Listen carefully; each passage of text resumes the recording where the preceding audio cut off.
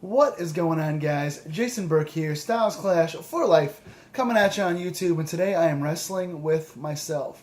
WWE Elimination Chamber 2017 is already this coming Sunday. It seems like we just had Royal Rumble this past Sunday, and of course we did. It's 2 weeks from Royal Rumble, and it's another 2 weeks until the next show, Fastlane, for Raw, but this is SmackDown's last branded pay-per-view until WrestleMania.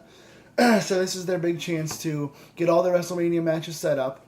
And it was just, again, it was booked on 2 weeks, so you really only had 2 SmackDowns to set up programs for this. And it sort of shows. There are 7 matches total on this card. A couple of them were just thrown together last Thursday. And while the card looks decent, I mean, all the wrestlers, of course, in this company are good, so I'm sure the matches will be good. It's hastily kind of thrown together, and it doesn't look like a very great lineup overall. I mean, basically for me, it's a 2-match show. The main event is a very important match, and there's one undercard match that was just added that looks kind of solid.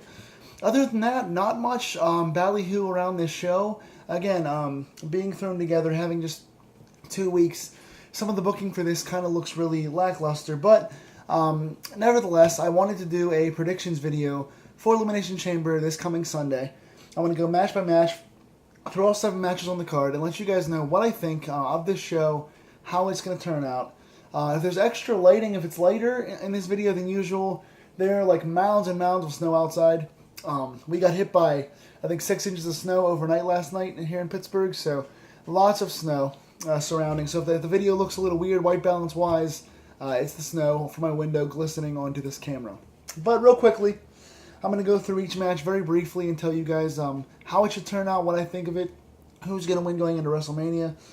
There are 3 women's matches on this show. The booking for those feuds hasn't been great, excuse me. And I'm not super excited for them, but I am excited there are 3 women's matches on this show. I like seeing equality and diversity. I think it's the first time, maybe ever in history, for WWE that we've gotten 3 women's matches on the same card, which is definitely good progress, and they deserve it. So, the first match is Nikki Bella versus Natty Neidhart. Again, this feud has been underwhelming for me. I haven't really been a fan of this feud. It's just been kind of lackluster. The build's been kind of weird. Natty's been kind of a weird heel. The promos haven't been great for me. The brawls are okay, but I don't know. These two, the chemistry for these two doesn't look special to me. I don't like much of what I've seen from these two together. So I'm not very excited for this. But I do think Nikki wins this one. I think all the ladies are going into a multi-woman title match for WrestleMania. I see them doing a 6-way or 7-way women's title match feud at WrestleMania for the belt. Probably on the pre-show, excuse me. I'm a little stuffy. But I think Nikki wins this one. I think this is their blow-off for their one-on-one feud. Natty's gotten more advantage, I think, than Nikki has lately on SmackDown. So I'm going to say Nikki wins this. Not too excited for the match. I don't think it's going to be a very good match. Personally, I'm not looking forward to this one. But I think Nikki wins. There's rumors of her going on to WrestleMania to tag with John Cena against Miz and Maurice. If so, she's got her own little program there. She's going to need to get a big win going into WrestleMania, so I think she wins this one. Next, we have Mickie James against Becky Lynch. This could be a very solid match. Mickey's a very good worker. Becky's an excellent worker. Kind of a weird spot here for them, is because Becky just lost the belt to Alexa a little bit ago, and she hasn't won a major match in a while, losing the feud to Alexa. And also, Mickie, being brand new, Becky's only her 2nd pay-per-view match back. She wrestled at a 6 ladies tag at the Rumble, and she lost. So her being fresh back on the roster and having not won a match yet is kind of weird too. So she kind of needs the win also. Both ladies kind of need this win. I'm going to say Mickie wins as the heel. She needs it more. Becky did have the title recently, and Mickie is brand new to the roster again, returning. So she needs the win more, I think, being fresh back on the roster. So this should be a very good match. I'm looking forward to seeing how this one plays out. I think the two will have good chemistry. I think it's going to play out well in the ring. And I think Mickie gets the heel win here. Possibly for a rematch on SmackDown before going into, again, a 6 ladies title match at WrestleMania. Sorry, I'm very stuffy for some reason. We have the 6-team turmoil match, tag turmoil match for the SmackDown tag titles. American Alpha, the Usos, the Vaudevillains, the Ascension, Breezango, and who's the 6th team? Rhino and Heath Slater. Okay. No teams on this roster mean anything besides American Alpha right now. The SmackDown Tag Division is very shallow. It's Alpha, the Usos, and just 4 other random teams that don't mean anything. No one's been pushed. No one has been given any sort of reason to be cared about. So, while they're all talented in their own ways, and while especially I think Breezango deserves to break out and do more here, I would love to see Alpha against Breezango one-on-one against WrestleMania in a solo tag team feud. But for right now, no one's being pushed. Nobody matters. So Alpha has to run the table here. Put them in first. Let them beat every team on the entire roster. In a perfect world, you'd see a new team thrown together, or you'd see Revival debut here. But I think Revival is going for the tag belts in NXT first, and they'll debut the night after WrestleMania, I think. So until then, Alpha runs the table. Alpha wins this. Should be a good enough match. They're all decent workers, but no, they're all jobbers. It's Alpha and a bunch of jobbers. Nobody matters. So the focus hasn't been put on them the right way. So as much as it'll be a good match, no one really cares. Alpha gets the win here. Retains the belts. Then we have, this was just added like 3 days ago, Apollo Crews and Kalisto, 2-on-1 against Dolph Ziggler. Handicap matches are the worst stipulation in wrestling. I loathe them. They're never any good in ring. The psychology makes very little sense. If the team of 2 guys wins, they're supposed to win. If the team of 1 guy beats the 2, then the 2 look weak. So nobody really does anything good here. This match makes no sense. Crews and Kalisto don't get any pops. They have no characters. Ziggler's the new heel, who's kind of starting off at a real low pace. He's not really being elevated either here. In a perfect world, Sean Ross Sapp from Fightful posed the idea that Crews could turn heel here and align himself with Ziggler. I love the idea of Crews going heel and being the quiet bodyguard for Ziggler. This would give Crews a heel turn and a fresh start. It would give him something to do as a muscle guy to show off his physique. He could be quiet as well. He could be the silent background bodyguard, so he wouldn't need as much personality because he doesn't have much on the roster. He could be the quiet assassin using his physical skills, backing up Ziggler, giving Dolph more of a heel rub with more intimidating background guy in his favor. So that makes sense. That's what I would like to see. I think Ziggler gets the win here.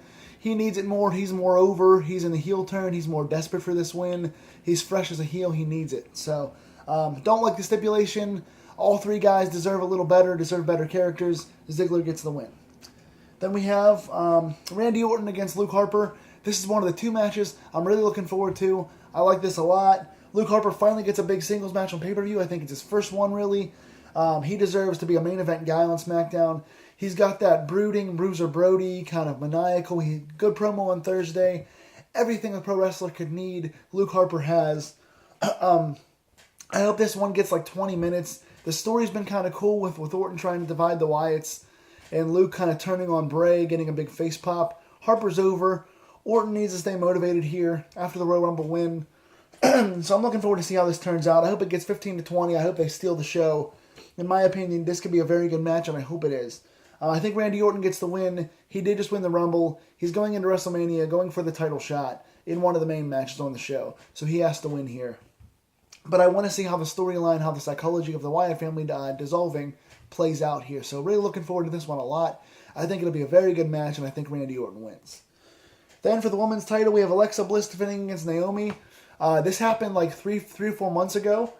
These 2 fought in a pay-per-view filler match for an injury replacement, and it stunk. It was a bad match. It was one of the worst women's matches on pay-per-view for the year. Since then, Alexa Bliss has gotten better character, even gotten more as a heel. Naomi's gotten a ton better in the ring since she took about a month off and came back. She's ever improved. So I'm looking forward to seeing this one. The chemistry for these 2 has not been good previously in any of their matches, but Naomi, again, has gotten a lot better, and Bliss gets better every single time she's in there. So looking forward to seeing how this plays out. Don't have too many high hopes, but I'm just hoping that they wind up overcoming their previous stigma of bad matches together. Alexa retains here. Naomi is getting the brand new push. No reason for Alexa to lose here yet. I see her again being in the multi-woman match at WrestleMania, so these 2 can continue to feud on SmackDown going into Mania. But I think Alexa wins, and hopefully it's a really good match. It could go either way. It could be good or bad. But I really hope that these 2 step it up and have an awesome match that goes a while. So Alexa wins. Finally, the main event, pretty much the only match that really, really matters on this show. I'm looking forward to this a lot. Elimination Chamber World Championship match. John Cena defends against AJ Styles, Dean Ambrose, The Miz, Baron Corbin, and Bray Wyatt. I love all 6 of these guys in the ring. All 6 have deserved this spot. This is going to be an awesome main event. I hope it goes 45 minutes to an hour. I see this being excellent.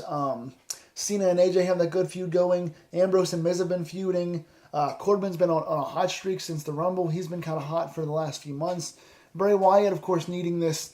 So I think this could be an excellent match. These matches always have good brutal spots, good brawling, good psychology.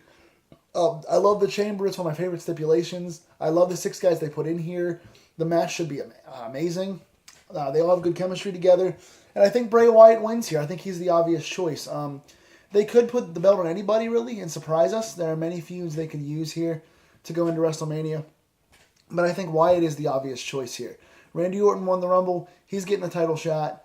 I think he's been infiltrating the Wyatts all along and kind of being trying to destroy the Wyatts from within. That's the whole angle, I think. So I think Wyatt finally gets the win here and wins the belt. And I think that I've been looking forward to Wyatt winning the title for a long time. He deserves a main event match at Mania. He deserves a big push.